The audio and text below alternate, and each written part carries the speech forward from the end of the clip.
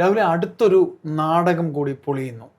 Kannur railway സ്റ്റേഷനിൽ ഔദ്യോഗിക കാര്യത്തിന് പോയ മന്ത്രി വീണ ജോർജിനെ സ്വാഭാവിക പ്രതിഷേധം നടത്തിയ KSU കുട്ടികളുടെ ഇടയിലേക്ക് ഇടിച്ച് മന്ത്രി കയറിയിട്ട് ഇപ്പം മന്ത്രിക്ക് പരിക്ക് പറ്റി. മന്ത്രി കണ്ണൂർ ജില്ലാ ആശുപത്രിയിലാണെന്ന് പറയുന്നു. പെട്ടെന്നതാ എത്തി മുഖ്യമന്ത്രി. റണ്ണിങ് കമൻട്രിയുമായി ഷംസീർ സ്പീക്കർ. സത്യത്തിൽ നമ്മൾ കണ്ട ദൃശ്യത്തിലൊന്നും തന്നെ നമ്മളുമൊക്കെ വിദ്യാർത്ഥി രാഷ്ട്രീയത്തിലൊക്കെ പ്രവർത്തിച്ചിരുന്ന ഞാൻ കണ്ടത് ചേട്ടൻ കാണാത്തത് കൊണ്ടാണ്. കാണാത്ത ചോദ്യങ്ങൾക്ക്, അതായത് സാങ്കല്പിക ചോദ്യങ്ങൾക്ക് സാങ്കല്പിക ഉത്തരം നൽകാൻ കഴിയാത്തതുകൊണ്ട് ഗോവിന്ദമാഷ് പറഞ്ഞിരിക്കുന്നത് അറിയാൻ കഴിഞ്ഞത് KSU പ്രവർത്തകർ ചെന്ന് വീണ ജോർജിന്റെ തല്ല പിടിച്ച് കഴുത്ത് ജരിച്ച് തിരിച്ചു വെച്ചിരിക്കുകയാണ്, കൈ പിടിച്ചു ഒടിച്ചിരിക്കുകയാണ്. ഇതാണ് ഗോവിന്ദമാഷ് പറഞ്ഞിരിക്കുന്നത്. അപ്പോൾ എന്ത് തന്നെയാണെങ്കിലും വളരെ ഗുരുതരമായിട്ടുള്ള ആരോപണമാണ് KSU പ്രവർത്തകർക്കെതിരെ ഉന്നയിച്ചിരിക്കുന്നത്. SFI പറയുന്നത് ഞങ്ങൾ തെരുവിൽ നേരിടും, ഇനി പാടത്തെ കൂലി വരമ്പത്ത് കൂലി, പാടത്ത് ജോലി വരമ്പത്ത് കൂലി, ഇതാണ് ഇനി നടക്കാൻ പോകുന്നത് എന്നൊക്കെയാണ് നമ്മൾ പറയുന്നതിനപ്പുറത്തേക്ക് ഇത് സംഭവിച്ചിരിക്കുന്നത് കണ്ണൂരാണ്. കണ്ണൂരിന്റെ കലുഷിത രാഷ്ട്രീയത്തെ പറ്റി എല്ലാവർക്കും പറയാവുന്ന കാര്യമാണ്. യഥാർത്ഥത്തിൽ അവിടെ ആഭ്യന്തര വകുപ്പിന് വലിയ വീഴ്ചയാണ് സംഭവിച്ചിരിക്കുന്നത്. നമുക്കറിയാം, കഴിഞ്ഞ കുറച്ച് ദിവസങ്ങളായിട്ട് വീണ ജോർജിനെതിരെ വലിയ രീതിയിലുള്ള സമരങ്ങൾ നടക്കുന്നുണ്ട്. അവരുടെ വീട്ടിലേക്ക് റീത്ത് വെക്കുന്നൊരു സാഹചര്യമുണ്ടായി. എന്തുകൊണ്ടാണ് പോലീസിന്റെ സുരക്ഷ കൂട്ടാത്തത്? അല്ലെങ്കിൽ പോലീസിന് സുരക്ഷാ വീഴ്ചയല്ലേ അവിടെ ഉണ്ടായത്?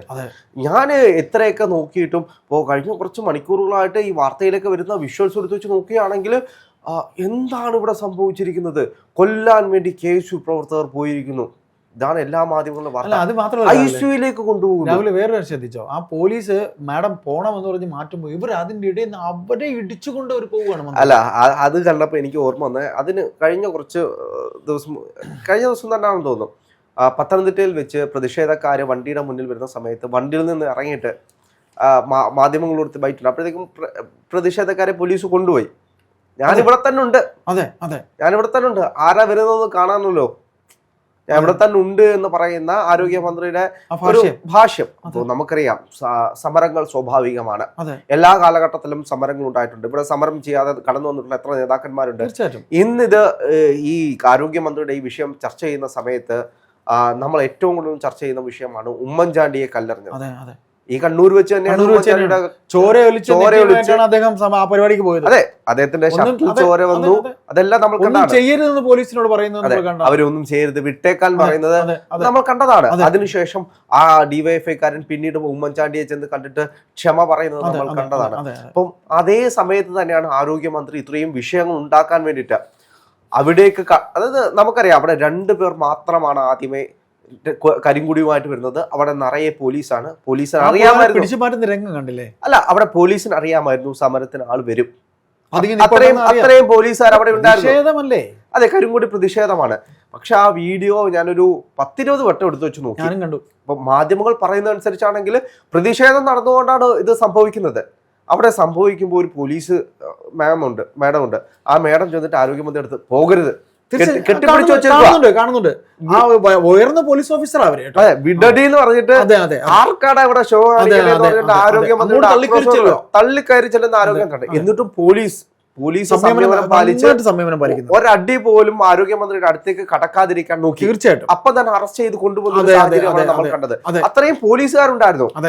ആ പോലീസുകാരെ എല്ലാം കടത്തി വെട്ടിയിട്ട് ആരോഗ്യമന്ത്രിയുടെ ദേഹത്ത് ഒരാൾ കൈവച്ചിട്ടുണ്ടെങ്കിൽ അത് ആരുടെ വിഷയമാണ്? തീർച്ചയായും ആരുടെ പിടിപ്പുകേടാണ്. ഇപ്പൊ നമുക്കറിയാം, വിഷയങ്ങൾ ഉണ്ടാകുമെന്ന് നേരത്തെ അറിയാവുന്ന സാഹചര്യത്തിലും ആഭ്യന്തരമന്ത്രിയല്ലേ ഇത് കൃത്യമായി കൈകാര്യം ചെയ്തു കൂടുതൽ ഫോഴ്സ് അറേഞ്ച് ചെയ്യേണ്ടത്.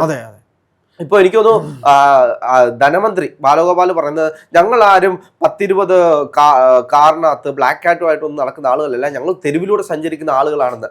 അവിടെ മുഖ്യമന്ത്രി ആരാണ് തെരുവിലൂടെ സഞ്ചരിക്കുകയാണെങ്കിലും ആരോഗ്യമന്ത്രിയാണ്, കേരളത്തിന്റെ ഒരു മന്ത്രിയാണ്. വലിയ രീതിയിലുള്ള പ്രശ്നങ്ങൾ നേരിടുന്ന ഒരു സാഹചര്യമാണ്. ആരോഗ്യ മേഖലയെ സംബന്ധിച്ച് ദിനംപ്രതി സമരങ്ങൾ നടക്കുന്ന ഒരു സാഹചര്യമാണ്. സമരങ്ങൾ നടക്കുന്ന സാഹചര്യത്തിൽ ഇവിടെ മുഖ്യമന്ത്രി എങ്ങനെയാണ് പോകുന്നത്? അതെ, രക്ഷാപ്രവർത്തനം ചെയ്തുകൊണ്ടാണ് പോകുന്നത്. അങ്ങനെ ചെയ്യണമെന്നല്ല പറയുന്നത്. അല്ലെങ്കിൽ മുഖ്യമന്ത്രി എങ്ങനെയാ പോകുന്നത്? 25 ബ്ലാക്ക് കാറ്റും ഒക്കെ ആയിട്ടില്ല മുഖ്യമന്ത്രി കിടക്കുന്നത്. അതെ അല്ലെ? എന്നിട്ട് ആ ബാലഗോപാലിന് എന്ത് പറയാൻ എന്ത് വോയിസ് ആണ്? അല്ല, ഇവിടെ ഇപ്പൊ പൊളിഞ്ഞിരിക്കുന്ന ഏറ്റവും വലിയ നാടകം എന്ന് വെച്ച് കഴിഞ്ഞാല്, കുറച്ച് നിമിഷങ്ങൾ മുമ്പ് നമ്മൾ ചാനലുകളിൽ കണ്ടത് ആരോഗ്യമന്ത്രി കഴുത്തിൽ പിടിക്കുന്നു, കയ്യിലെ പരിക്ക് ഒരു പരിപാടി പോയപ്പോ അവിടെ വെച്ച് ഈ പരിക്ക് കാണാൻ പറ്റുന്നുണ്ടല്ലോ. മണിക്കൂർ 2 ആഴ്ചക്ക് മുമ്പുള്ള പരിപാടിയിലും അതുണ്ട്. അല്ല, അവരുടെ കയ്യിൽ പരിക്ക് നേരത്തെ ഉള്ളതാണ്. അല്ല, മാധ്യമങ്ങൾ എന്താണ് കൈ അടിച്ചൊടിച്ചിരിക്കുകയാണ് KSUക്കാർ. പക്ഷെ രാഹുൽ, അത് എല്ലാ മാധ്യമവും പറയുന്നില്ല. റെഡ് റൗണ്ടിൽ ഇട്ട് എല്ലാ മുഖ്യധാര മാധ്യമവും പറയുന്നില്ല. എല്ലാ മുഖ്യധാര മാധ്യമവും അത് പറയുന്നില്ല. ആദ്യത്തെ നിമിഷം എല്ലാ മുഖ്യധാര മാധ്യമങ്ങളും അടിച്ചു. ആരോഗ്യമന്ത്രിയെ KSU പ്രവർത്തകർ ആക്രമിച്ചു, പരുക്ക് പറ്റി, വലിയ ഗുരുതരമായിട്ടുള്ള പരുക്കാണ്, ICUയിൽ പ്രവേശിപ്പിച്ചു, ICUയിലെ വിദഗ്ധ ചികിത്സയിലാണ്. എനിക്കൊന്നേ പറയാനുള്ളൂ, ആരോഗ്യമന്ത്രിയുമായി ബന്ധപ്പെട്ട ഈ വിഷയത്തിൽ ആശുപത്രിയിലേക്ക് പോകുന്ന സർക്കാർ ആശുപത്രിയാണ്. കഴിഞ്ഞ ദിവസങ്ങളിൽ നമ്മൾ കണ്ടതാണ്, ഓപ്പറേഷൻ ചെയ്യുന്ന സാഹചര്യത്തിൽ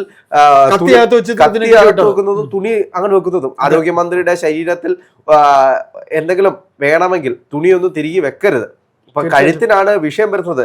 കഴുത്തിന് എന്തെങ്കിലും അറിയാലോ, ബ്ലേഡോ കത്രികയോ വല്ലതും എടുത്ത് വെച്ച് കഴിഞ്ഞാൽ ഇതൊക്കെ ഒന്ന് അറിയട്ടെ, എങ്ങനെയാണ് ഇവിടുത്തെ ചികിത്സാ രീതി എന്ന് അവരൊന്ന് അറിയട്ടെ. ജില്ലാ ആശുപത്രിയിൽ ജില്ലാ ആശുപത്രി എന്നാ പറയുന്നത്. അതെ, സാധാരണക്കാരന് അപകടം പറ്റുമ്പോൾ നേരിടുന്ന എന്തൊക്കെയാണ് വേദനകൾ എന്ന് അവരൊന്ന് കാണട്ടെ, തീർച്ചയായിട്ടും അറിയട്ടെ.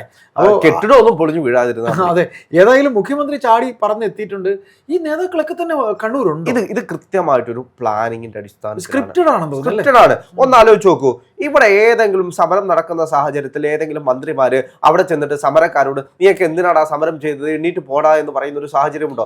സമരം നടക്കുമ്പോൾ അതിലൂടെ അവരെ ഗൗനിക്കാതെ പോകുന്ന ഒരു സാഹചര്യമാണ് ഇത്രയും കാലങ്ങളും നമ്മൾ കണ്ടിട്ടുള്ളത്. തീർച്ചയായിട്ടും ഇവിടെ അതിനെല്ലാം വിപരീതമായിട്ടൊരു സംഘർഷം ഉണ്ടാക്കണമെന്ന് കൃത്യമായിട്ട് ഉറപ്പിച്ചുകൊണ്ട് ഒരു സ്ക്രിപ്റ്റിന്റെ അടിസ്ഥാനത്തിലാണ് ആരോഗ്യമന്ത്രി പോയിട്ടുള്ളത്. കഴിഞ്ഞ ദിവസങ്ങളിലെ ഓരോ രംഗങ്ങളും എടുത്തു കഴിഞ്ഞാൽ അതിനു മുമ്പിട്ട് പോലീസുകാർ ഇവരെല്ലാം അറസ്റ്റ് ചെയ്തുകൊണ്ട് പോകുന്നുണ്ട്. അപ്പോഴും നമുക്കറിയാം, ആരോഗ്യമന്ത്രി ഒന്ന് എടുത്തു വെച്ചോക്കൂ, എത്ര മുഖങ്ങളാണ് ആരോഗ്യമന്ത്രിയുടേത്.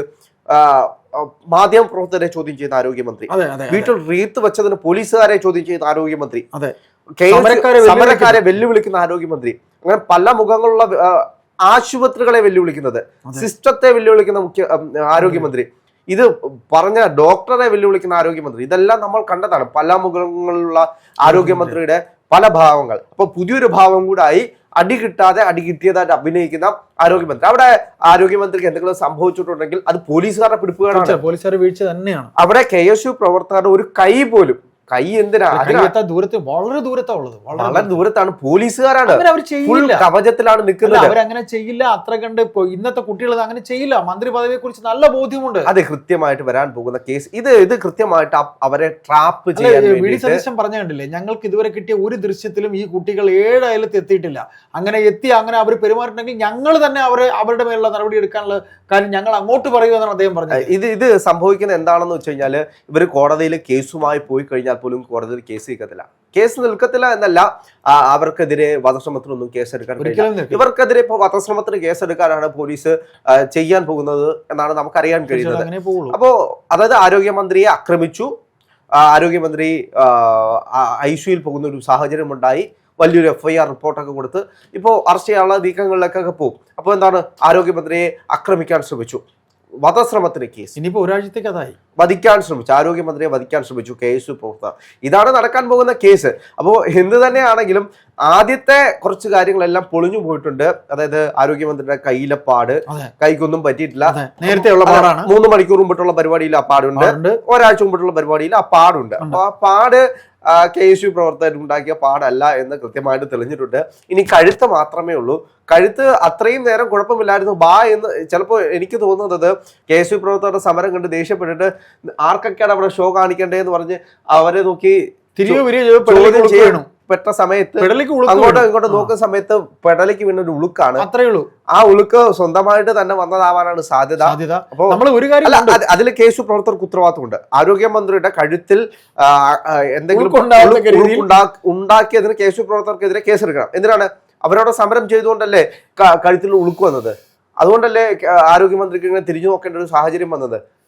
അല്ല, വനിതാ പോലീസ് പിടിക്കുന്ന പിടികണ്ടോ, എന്നിട്ടും തട്ടിമാറ്റി വാടാ എന്ന് പറഞ്ഞാൽ ഇവിടെ ആർക്കാടാ ഷോ കാണിക്കുന്നത്? ഇപ്പൊ എന്നെ കുറ്റം പറയാൻ നീയൊക്കെ ആരടാ എന്നുള്ളൊരു ധാർഷ്ട്യമാണ്. ഈ ധാർഷ്ട്യത്തെ മാത്രമാണ് ചോദ്യം രാഹുൽ ചെയ്യുന്നത്. അതിനകത്തുള്ള വിഷയം എന്ന് പറയുന്നത് ഇവർ സമരങ്ങൾ കണ്ടിട്ടില്ല. ഈ വീണ ജോർജ് സമരങ്ങൾ കണ്ടിട്ടില്ല, സമരത്തിൽ പങ്കെടുത്തിട്ടില്ല. ഇവരുടെ ഔദ്യോഗിക മേഖല എന്ന് പറയുന്നത് മീഡിയയിൽ പണിയെടുത്തു എന്നുള്ള ഒറ്റ ഇത് കൃത്യമായിട്ട് CPM-ന് നെഗറ്റീവാണ്. തീർച്ചയായും. കാരണം ഇതൊരു നാടകമാണെന്ന് കാണുന്ന എല്ലാ ജനങ്ങൾക്കും ബോധ്യമായി പൊളിഞ്ഞുപോയി. കാരണം എന്താണ്, DYFI പ്രവർത്തകർ വെല്ലുവിളിക്കുന്നു, മന്ത്രിമാർ വെല്ലുവിളിക്കുന്നു, MLA-മാർ വെല്ലുവിളിക്കുന്നു, മുഴുവൻ CPM പ്രവർത്തകരും വെല്ലുവിളിക്കുന്നു. വെല്ലുവിളിക്കത്തക്ക രീതിയിൽ എന്ത് സാഹചര്യമാണ് അവിടെ ഉള്ളത്? ആ വിഷ്വൽസ് പരിശോധിക്കുന്ന ആർക്കും മനസ്സിലാവും സാധാരണഗതിയിൽ നടക്കുന്ന ഒരു സമരം മാത്രമാണ്. ഇപ്പോ എല്ലാ CPM-ന്റെ നേതാക്കന്മാർ പറയുന്നു ആദ്യമായിട്ടൊന്നും ഒരു സ്ത്രീക്കെതിരെ ഇത്തരത്തിലുള്ള സമരങ്ങൾ നടക്കുന്നതെന്ന്. അത് ആരോഗ്യമന്ത്രിയാണ്, സ്ത്രീക്കെതിരെ അല്ല, സ്ത്രീയായിട്ടുള്ള വീണ ജോർജിനെതിരെ അല്ല, ആരോഗ്യമന്ത്രി ആയിട്ടുള്ള വീണ ജോർജിനെതിരെയാണ് സമരം നടക്കുന്നത്. എന്തിന്റെ പേരിലാണ്? കഴിഞ്ഞ ദിവസങ്ങളിൽ ഇവിടെ കണ്ടിട്ടുള്ള ആരോഗ്യ മേഖലയുമായിട്ടുള്ള വലിയ വിഷയങ്ങൾ പറഞ്ഞുകൊണ്ടാണ് ഇവര് സമരം നടത്തുന്നത്. രാവിലെ ഒന്ന് സംഭവിക്കുന്നു, അതിനു മീതെ അടുത്ത ഒന്നും അറിയാത്ത പോലെ കൊണ്ടുവരുന്നു. അല്ല, സംഭവങ്ങൾ അല്ല, ഈ വിഷയത്തോടെ ആരോഗ്യ മേഖല വീണ്ടും ചർച്ചയാവും. ആരോഗ്യ മേഖലയിലെ ഓരോ വിഷയങ്ങളും പൊടി തട്ടിക്കൊണ്ട് ഇവിടുത്തെ പ്രതിപക്ഷം ഉണരുമെന്നതാണ് എന്റെ ഒരു വിലയിരുത്തൽ.